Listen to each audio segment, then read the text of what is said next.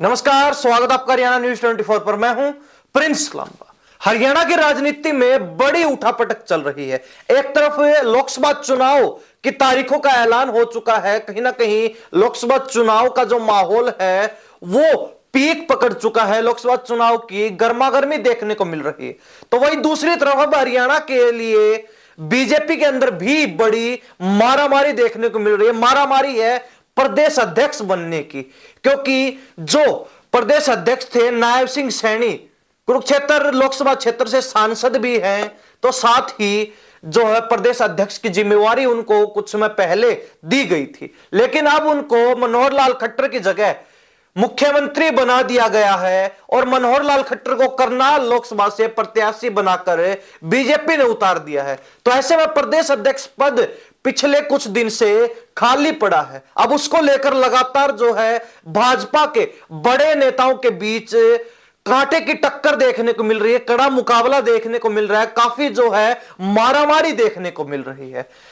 लेकिन सूत्रों के हवाले से एक बड़ी खबर यह मिली है कि बीजेपी ने कुछ जो है चुनिंदा नाम सिलेक्ट कर लिए हैं, चुनिंदा नाम जो फाइनल कर लिए हैं। अब उनमें से कौन सा ऐसा नाम है जो फाइनल होने वाला है? हालांकि कहा यह जा रहा है कि पहला और जो अंतिम नाम होने वाला है वो भी फाइनल कर लिया गया है। चर्चा हो चुकी है, मंथन हो चुका है, विचार विमर्श हो चुका है, मात्र घोषणा होनी बाकी है। लेकिन पूरी चर्चा करेंगे उससे पहले आपको 4 नाम बता देते हैं जो प्रदेश अध्यक्ष बनने की सूची में शामिल किए गए थे। सबसे पहला नाम है संजय भाटिया। जब से नायब सिंह सैनी को मुख्यमंत्री बनाया गया तब से लगातार चर्चाएं चल रही हैं कि संजय भाटिया को, जो कि करनाल से सांसद रहे हैं, उनको प्रदेश अध्यक्ष बनाया जा सकता है।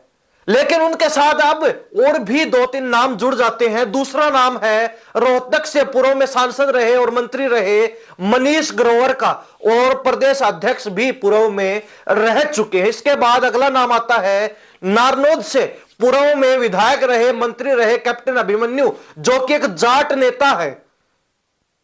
मनोहर लाल खट्टर का करीबी भी इनको माना जाता है। तो ऐसे में ये 2 नाम और जुड़ जाते, लेकिन अब एक चौथा नाम भी सूची में जुड़ गया, क्योंकि पुराना जो मंत्रिमंडल था उसको भंग कर दिया गया। तो ऐसे में एक पूर्व मंत्री का नाम भी इस सूची में, प्रदेश अध्यक्ष बनने की सूची में जोड़ दिया गया। वो नाम है हिसार से विधायक कमल गुप्ता का। अब बात यह होती है कि यहां पर क्षेत्रीय समीकरणों को ध्यान में रखकर प्रदेश अध्यक्ष को उतारा जाएगा, या फिर जातीय समीकरणों को ध्यान में रखकर प्रदेश अध्यक्ष को उतारा जाएगा, या फिर चुनावी समीकरण जो हैं, जो चुनावी समीकरण लोकसभा चुनाव को लेकर और विधानसभा चुनाव को लेकर बन रहे हैं, उनको ध्यान में रखते हुए प्रदेश अध्यक्ष को बनाया जाना, प्रदेश अध्यक्ष की जिम्मेवारी किसी नेता को मिलने वाली है। इस मामले पर विस्तार से चर्चा करेंगे। सबसे पहले अगर नाम लिया जाए संजय भाटिया का, संजय भाटिया जो कि करनाल से सांसद रह चुके, 2019 के चुनाव में उन्होंने बम्पर जीत हासिल की थी, एक बहुत बड़े मार्जिन, यानी कि करीब 6.5 लाख वोटों के अंतर से प्रतिद्वंदी को शिकस्त दी थी। हार का मजा चखाया था, हार का सामना करवाया था। लेकिन अब हरियाणा की राजनीति में प्रदेश सरकार के अंदर बहुत बड़ा फेरबदल हो गया।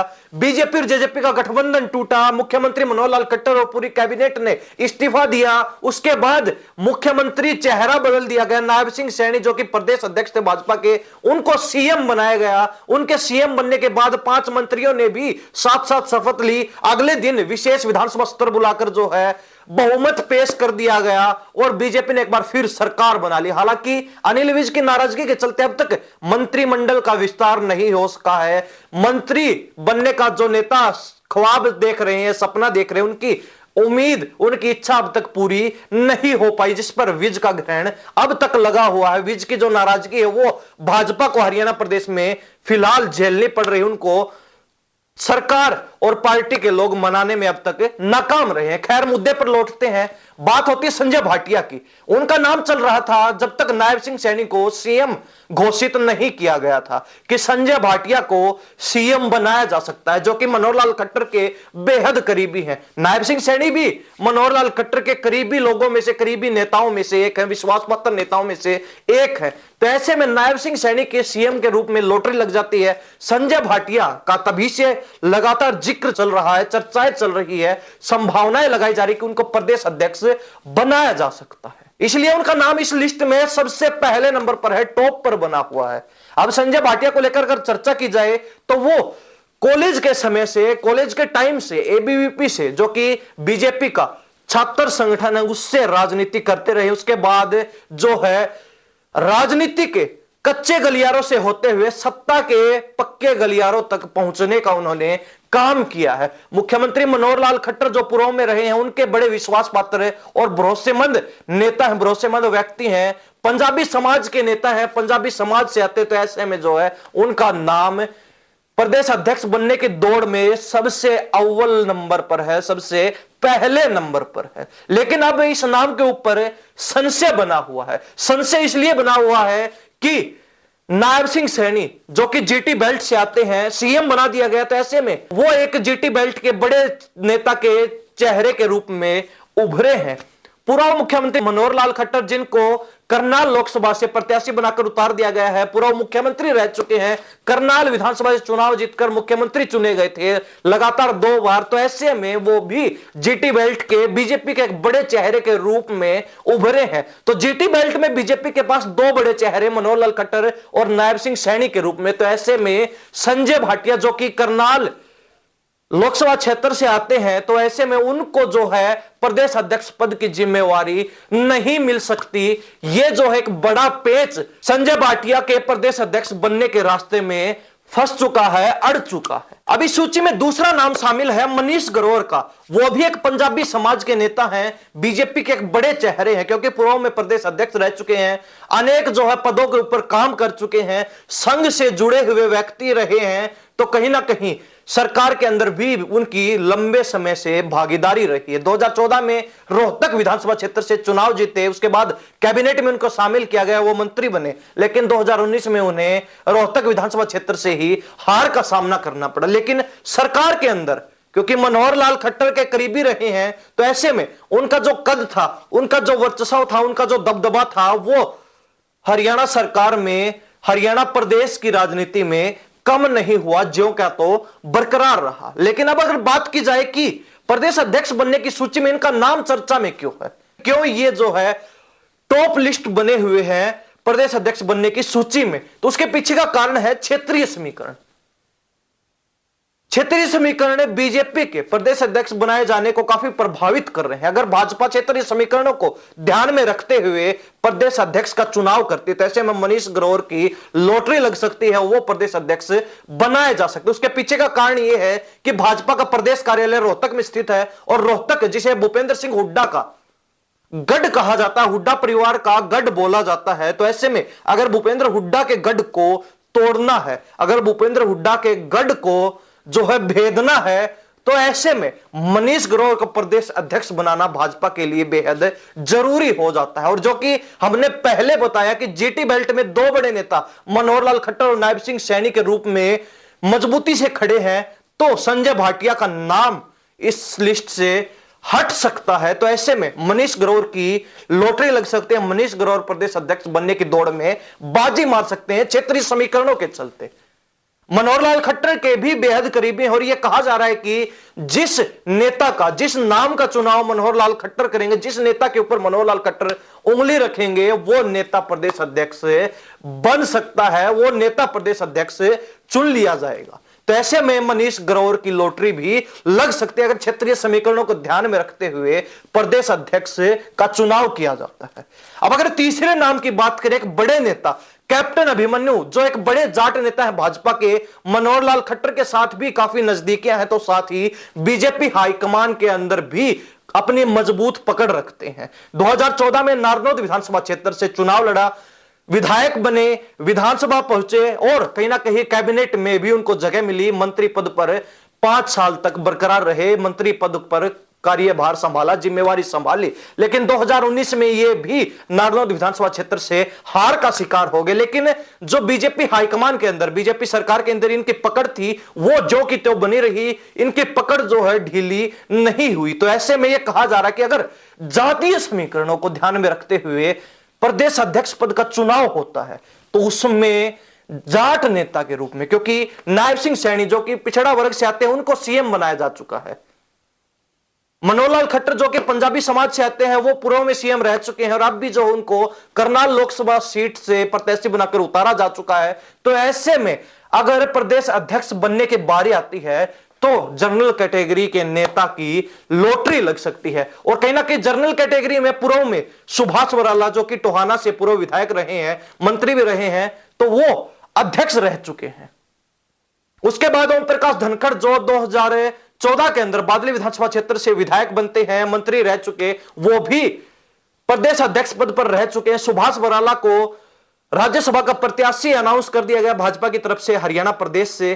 तो ओम प्रकाश धनखड़ को प्रदेश अध्यक्ष की जिम्मेवारी से मुक्त करके केंद्र की राजनीति में भेज दिया गया, उनको राष्ट्रीय सचिव बना दिया गया। राष्ट्रीय सचिव की जिम्मेवारी ओम प्रकाश धनखड़ को दे दी गई। तो ऐसे में दो बड़े जाट नेता इस सूची से दौड़ से बाहर हो जाते हैं, उनको पहले से जिम्मेवारियां मिली हुई है। अब बचते हैं कैप्टन अभिमन्यु, जिनको जो है जातीय समीकरणों को ध्यान में रखते हुए अगर जनरल कैटेगरी के नेता को मौका मिलता है तो इनकी लॉटरी लग सकती है, इनका खाता प्रदेश अध्यक्ष पद के लिए खुल सकता है। लेकिन यहां भी एक बड़ा पेच अटका हुआ है, लगातार चर्चाएं चल रही हैं, क्योंकि हरियाणा प्रदेश की 6 लोकसभा सीटों पर उम्मीदवार घोषित कर दिए गए भाजपा की तरफ से। 4 सीटें बाकी, जिनमें रोहतक है, सोनीपत है, कुरुक्षेत्र और हिसार सीट बाकी हैं। अब हिसार से लगातार कहा जा रहा है कि कैप्टन अभिमन्यु की टिकट 100% फाइनल कर दी गई है, मात्र घोषणा होनी बाकी है। तो ऐसे में अगर कैप्टन अभिमन्यु को लोकसभा चुनाव में ही हिसार सीट पर उतारा जाता है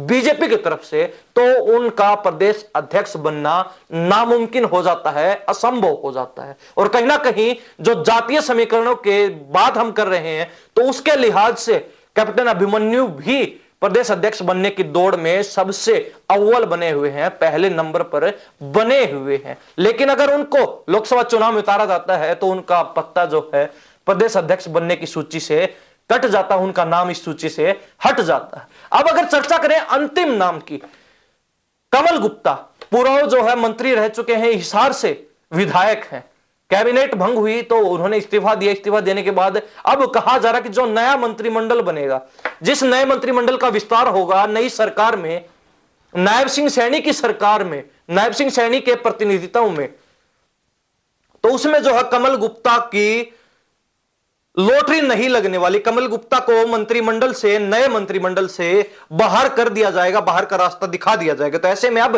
उनकी दौड़ भी प्रदेश अध्यक्ष की लाइन में जुड़ चुकी है, उनका नाम भी चर्चा में चल रहा है। क्योंकि जातीय समीकरणों को अगर ध्यान में रखा जाए तो बनिया समाज भी अपना विशेष महत्व रखता है। बनिया समाज के जो वोटर्स हैं वो भी अपना विशेष महत्व रखते हैं हरियाणा की राजनीति में। और अगर बीजेपी बनिया वोटर्स को अपने साथ जोड़ने के लिए, बनिया वोटर्स को साधने के लिए कमल गुप्ता को प्रदेश अध्यक्ष बनाती है तो ये सारी चीजें जो है जातीय समीकरण ही इफेक्ट करने वाले हैं। इसलिए कहा जा रहा है कि बनिया वोटर्स को अपने साथ जोड़ने के लिए, बनिया वोट बैंक को अपने साथ जोड़ने के लिए बीजेपी इस दाव को भी चल सकती है, यानी कि कमल गुप्ता को प्रदेश अध्यक्ष बना सकती है। तो ये आज की चर्चा हमारी 4 नाम जो सबसे टॉप पर बने हुए, जिनमें से 3 नाम तो बड़े प्रमुख हैं, बड़े अहम है। पहला नाम संजय भाटिया का, दूसरा नाम मनीष ग्रोवर का, तीसरा नाम कैप्टन अभिमन्यु का और चौथा नाम जो हाल फिलहाल जुड़ गया इस सूची में वो है कमल गुप्ता। 2 पूर्व विधायक, 1 सांसद और 1 विधायक वर्तमान। तो ऐसे में ये 4 नाम जो है लगातार प्रदेश अध्यक्ष बनने की दौड़ में शामिल हैं। लेकिन संजय भाटिया को लेकर कहा जा रहा है कि वो जीटी बेल्ट से आते हैं, कहीं ना कहीं उस क्षेत्र में 2 बड़े नेता भाजपा के पास है, 2 बड़े चेहरे भाजपा के पास हैं, तो उनके नाम पर अब संशय बन चुका है, उनके नाम पर अब जो है एक बार ब्रेक लग चुका है और कहीं ना कहीं उनके नाम पर पूर्ण विराम भी लग सकता है कि संजय भाटिया को प्रदेश अध्यक्ष नहीं बनाया जाएगा। उसके बाद अगर चर्चा की जाए मनीष ग्रोवर की, क्षेत्रीय समीकरण प्रदेश अध्यक्ष के चुनाव को प्रभावित करते हैं, तो ऐसे में भाजपा को मनीष ग्रोवर की तरफ ध्यान देना बेहद जरूरी हो जाएगा और मनीष ग्रोवर को प्रदेश अध्यक्ष चुना जा सकता है। लेकिन अगर जातीय समीकरणों की बात की जाए, जाट वोटर्स जो भाजपा से काफी खफा हैं, नाराज चल रहे हैं हरियाणा प्रदेश के अंदर, अगर जाट वोटर्स को साधने का काम किया जाएगा, जातीय समीकरणों को ध्यान में रखते हुए प्रदेश अध्यक्ष का चुनाव होगा तो कैप्टन अभिमन्यु बाजी मार सकते हैं। लेकिन अगर उनको लोकसभा हिसार से प्रत्याशी बनाया जाता है तो कहीं ना कहीं वो इस दौड़ से, इस सूची से आउट हो जाते हैं, बाहर हो जाते हैं। अब अंतिम नाम की बात की जाए तो कमल गुप्ता, हालांकि बनिया वोटर्स को साधने का काम भाजपा कर सकती है जातीय समीकरणों को ध्यान में रखते हुए। अगर जाट नॉन जाट की राजनीति अधिक सक्रिय होती है, अधिक प्रभावी होती है चुनाव के दौरान, तो ऐसे में कमल गुप्ता की लॉटरी भी प्रदेश अध्यक्ष बनने के लिए लग सकती है। तो कहीं ना कहीं अब चुनाव किस समीकरण के तहत किया जाएगा, चुनावी समीकरण को ध्यान में रखकर, क्षेत्रीय समीकरण को ध्यान में रखकर, या फिर जातीय समीकरण को ध्यान में रखकर प्रदेश अध्यक्ष का चुनाव किया जाएगा, यह देखने वाली बात रहेगी। लेकिन सबसे अगर अधिक संभावनाएं जताई जा रही है अब तक, तो वो है संजय भाटिया की, क्योंकि संजय भाटिया जिनकी सबसे बड़ी जीत रही लोकसभा चुनाव में, 2019 के चुनाव में, तो ऐसे में उनकी जगह मनोहर लाल खट्टर को प्रत्याशी घोषित कर दिया गया करनाल लोकसभा सीट से। और उनकी खुद की इच्छा भी नहीं थी कि वो लोकसभा चुनाव लड़े, बल्कि प्रदेश की राजनीति में सक्रिय होने की उनकी इच्छा थी। तो ऐसे में उनकी वो इच्छा भी पूरी होती हुई दिखाई दे रही है। तो लगता है कि वो भी प्रदेश अध्यक्ष बनने के लिए तैयार खड़े हैं। अगर संजय भाटिया को प्रदेश अध्यक्ष चुना जाता है तो उसके पीछे एक कारण यह हो सकता है कि लोकसभा चुनाव के साथ साथ करनाल विधानसभा सीट पर भी उपचुनाव होना है, जहां सीएम फेस नायब सिंह सैनी को खड़ा किया जाएगा, भाजपा की तरफ से मैदान में उतारा जाएगा। और सीएम फेस को हराने के लिए सभी विपक्षी दल, विरोधी दल जो है, कड़ी मशक्कत करने वाले हैं। अब जो मुकाबला कांटे का बनने जाएगा, तो कहीं ना कहीं उस मुकाबले को तोड़ने के लिए, उस कांटे के मुकाबले की काट के रूप में प्रदेश अध्यक्ष पद पर संजय भाटिया को बैठाया जा सकता है। इसलिए संजय भाटिया की संभावनाएं सबसे अधिक हैं। और जो सूत्रों के हवाले से हमारे पास जानकारी पहुंची थी, खबर पहुंची थी, उसमें यही कहा गया है कि 4 नाम, और जिनमें से 3 नाम प्रमुख हैं, संजय भाटिया, मनीष ग्रोवर और कैप्टन अभिमन्यु, तीनों में से सबसे अधिक प्रबल संभावनाएं संजय भाटिया की है। अब तक जो है 99% संजय भाटिया के नाम पर हामी भरी जा चुकी है, मात्र घोषणा होनी बाकी। अगर